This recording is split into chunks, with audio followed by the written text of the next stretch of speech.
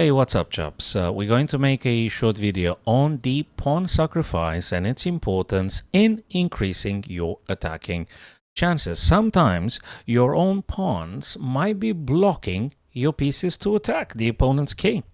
It might be. Therefore, you need to sacrifice to remove your pawns that are blocking the powerful pieces behind them so that you can have a clear shot at the opponent's king.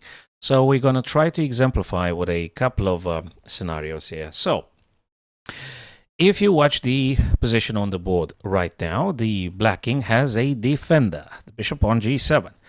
And you will find very often that removing that king's defender is incredibly important for you to being able to actually go attack, checkmate the king. So it's not that easy to say, oh, can I just play bishop f6? Can I just play bishop h6? You probably can, but they don't necessarily have to take, or they may just shy away from your attacking bishop. I mean, it's not going to be like they are accepting your offer to trade off the bishop, okay, because this guy defends the king. So you need to look at various ways to increase the likelihood to trade off that bishop. So let's just consider a move like knight to g4, and you might say, why would I give that? Oops, by the way, my pawn on d4 is hanging, right?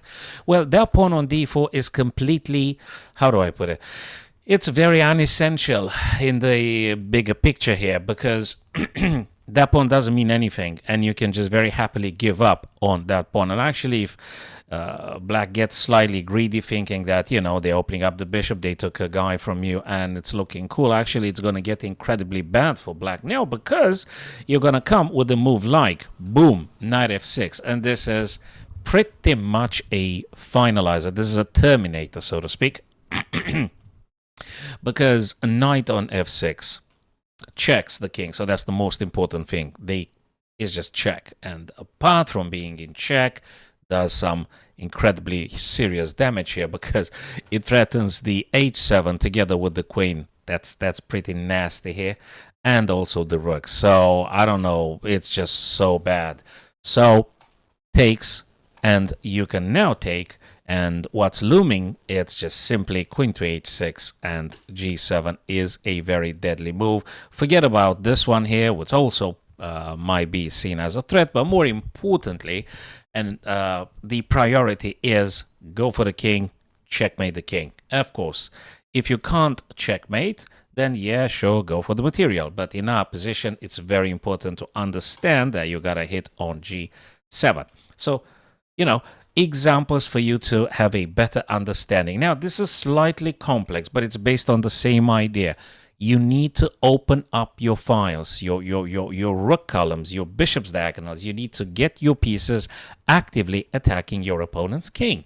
So even if that costs you a pawn, hey, there was a famous chess player, Mikhail Tal, and the guy used to sacrifice pieces in order to create stronger, huge attacking chesses. So keep this name in mind, my chess friends, in case you haven't heard, but I'm sure many chess players know of this legend that is Mikhail Tal. So now, we're going to do something like f4, because that does very many things here. Challenges the g3, which is very fragile, very frail, okay? Now you're putting a lot of pressure. And the king is on the g file, even more good news for you. Forget about this guy here.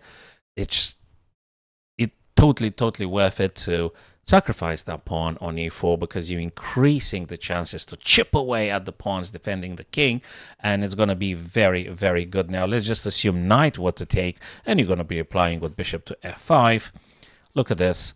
Look at this, and look at this. It's just so much for white to cope with. It really, I mean, they might be tempted to do something like this. You know, they want to fork you. They want to fork, but you got a knight stepping into the game now, hitting the rook. Knight takes, and now, you know, bishop takes c2, and it's incredibly difficult for white here. Too much for white to cope with, and they should be resigning.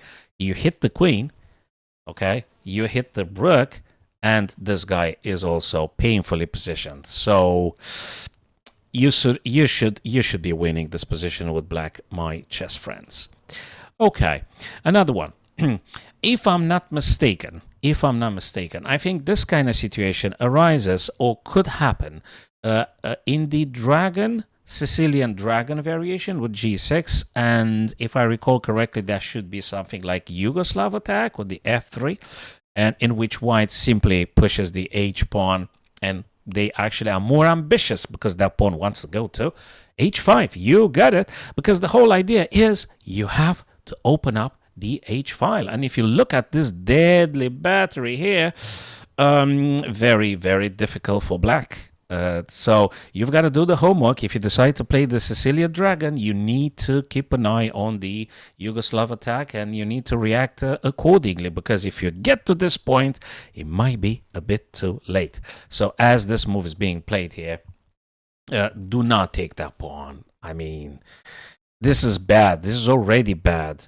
Let's just assume G4, and now your knight is being hit again, and you either lose the knight, or if you want to try something funky, the bishop's got to play on H6 here. And the problem being that if you take and queen takes, this guy has to stay to defend H7 against the checkmate, and they really do not have a appropriate defense against the G5. So if this were to happen, very well known in the Sicilian Dragon Yugoslav, there is a major big problem, because how do you stop G5?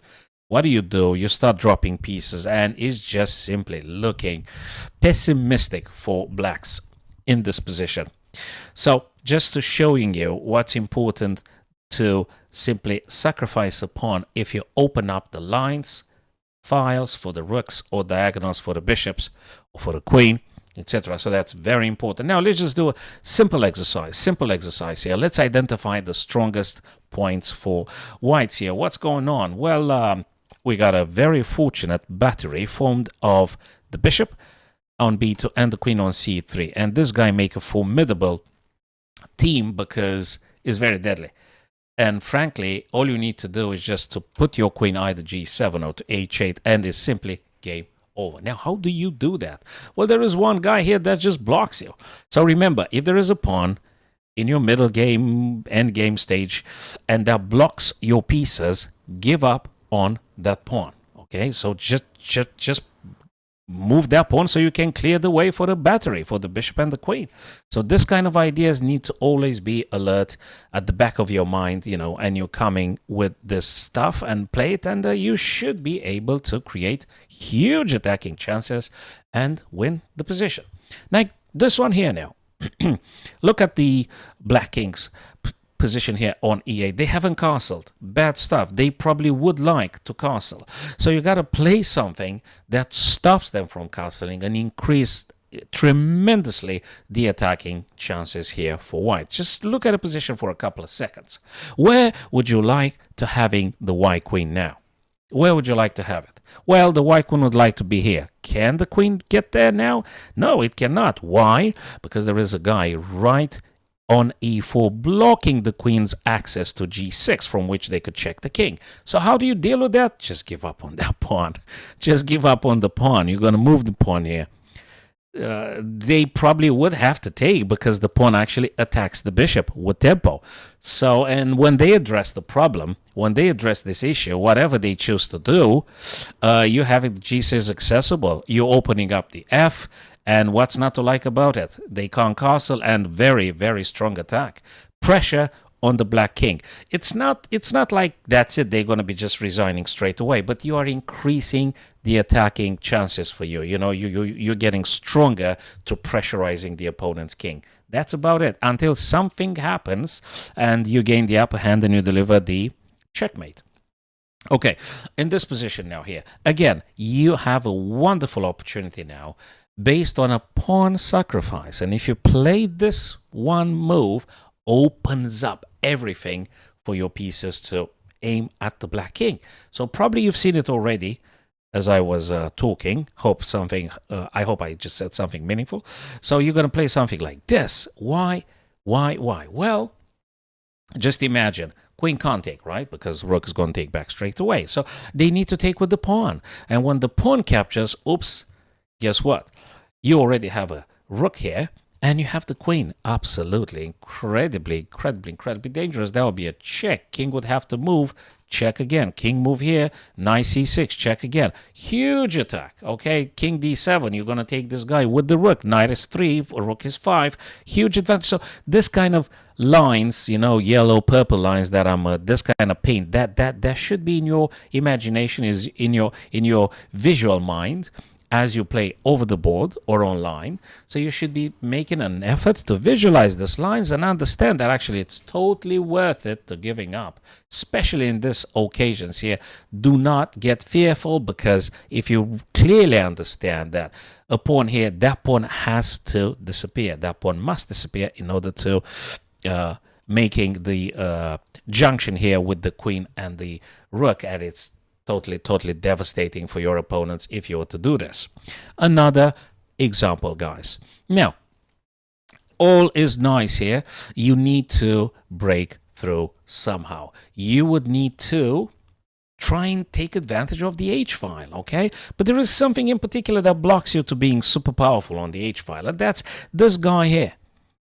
If this pawn wasn't on h5, my chess friends, you would actually be able to play rook to h-file, and the pressure is formidable. It's absolutely huge. So you got to make that pawn disappear. So what are the better way to making the pawn disappear? Just pushing it forwards. Just push this guy forwards, okay? And if bishop actually takes it, it's sort of like game over, because following the h1 attack, I don't know where the bishop wants to go to. Okay, because you're going to be taken on h7. And even if they don't take, let's just assume they just simply do not take. Who cares? You're going to have always the g5, and king can't move. And if the bishop blocks, you're going to take with checkmate. So this kind of sacrifices really pay off big times. You just have to identify them. Let's have a look perhaps at another exercise. The importance of sacking a pawn because you just so powerfully attack. And what we need to understand is that queen would love to play into the game. Rooks would love to come over to the f-file, combine with the bishop. Huge, tremendous power. Look at this forcing move. Boom. Yeah, of course, they will capture, and you want them to capture that pawn.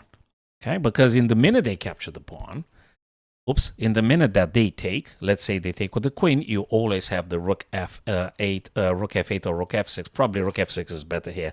And if you look at this, and it should be absolutely super cool for black to play. So just understand, it's important.